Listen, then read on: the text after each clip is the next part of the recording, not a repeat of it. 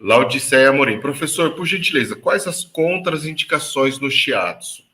Laudiceia, as contraindicações no shiatsu, elas são basicamente as mesmas das contraindicações gerais da massagem. Então, quando a gente fala de contraindicação na massagem, a gente está falando o quê? Estamos falando de situações de febre, por exemplo.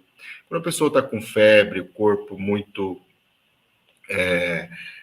em estado de alerta, de recuperação de alguma situação que não está confortável, a gente tem que deixar ele repousar e trabalhar, né, pós essa recuperação, esse equilíbrio térmico.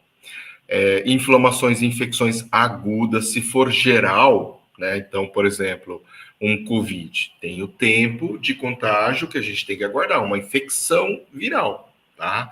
Você tem também, além das viroses, você pode ter, por exemplo, bacteriana, você pode ter alguma infecção de fungos, então você tem que tomar cuidado nesse aspecto. Quando é agudo, está na fase de contágio, que nem conjuntivite, ou você tem alguma doença de pele que tem, por exemplo, algum contágio. Então, isso tudo é contraindicado você fazer massagem.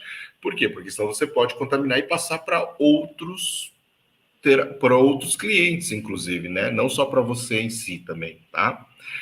Depois disso, a gente tem aqueles pós-cirúrgicos imediatos, né? Então, a pessoa fez uma cirurgia na região ali da perna, que seja no braço, que seja no joelho, que seja na lombar, na coluna, né? Então, você não vai fazer massagem logo após isso. Tem que ter um tempo, geralmente, em média, de 3 a 4 semanas para poder recuperar bem, tá? Nas cirurgias. Cirurgias maiores, até 2 a 3 meses. Então, depende do tipo de cirurgia da pessoa. Mas, de modo geral, se for uma cirurgia mais tranquila, 3 a 4 semanas, a pessoa já está liberada para receber massagem. Por exemplo, vamos supor, um caso mais grave, um ligamento cruzado de joelho.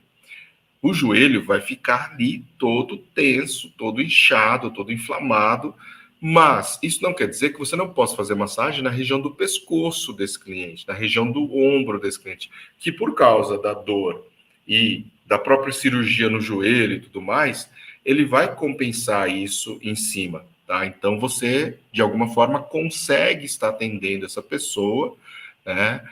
Gerando um alívio ali razoável, né, nesse cliente, liberando, diminuindo a tensão muscular na região das costas, do pescoço, da lombar, tá? Que fica sobrecarregada por causa da cirurgia no joelho. Então, passado ali 3 semanas, que é aquele tempo mais chato do pós-cirúrgico, depois disso, pode fazer a massagem tranquilamente. Você não vai poder mexer no joelho em si, mas nas outras regiões, tranquilo, né? No joelho, manda ele fazer a reabilitação, a fisioterapia tradicional, normal lá, que é o que vai resolver o problema dele.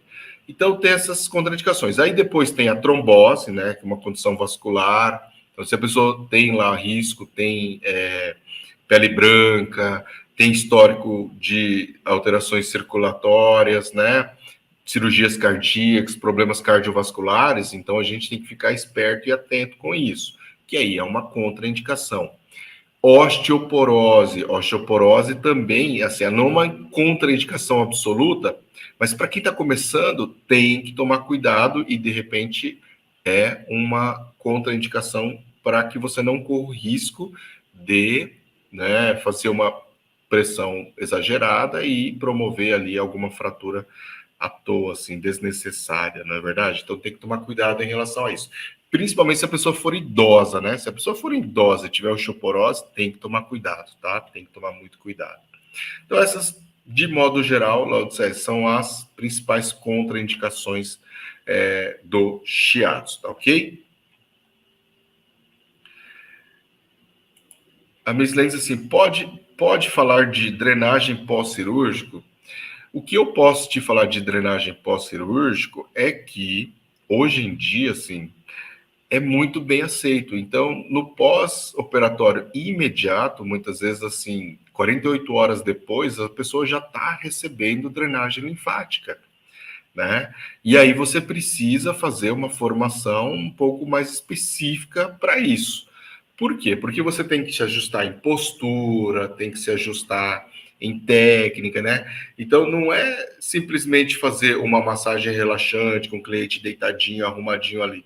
Primeiro porque no pós-cirúrgico, por exemplo, de abdominoplastia ou lipoaspiração, a paciente, a cliente, ela não tem posição, ela fica geralmente sentada naquelas cadeiras, né? Naquelas poltronas tal.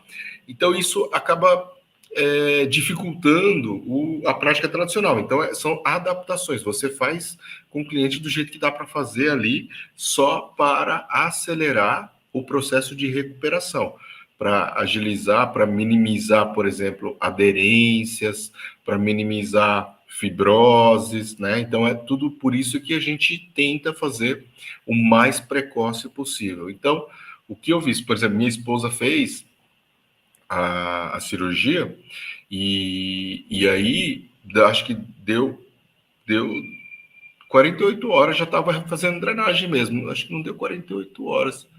48 horas, a gente saiu do hospital com 24 horas. Foi isso aí, mais ou menos 48 horas já estava fazendo drenagem, entendeu? Então, hoje em dia, é recomendado, é indicado, aliás, né? E o pessoal faz mesmo e tem que fazer. Só que você tem que buscar uma formação adequada para isso, tá ok?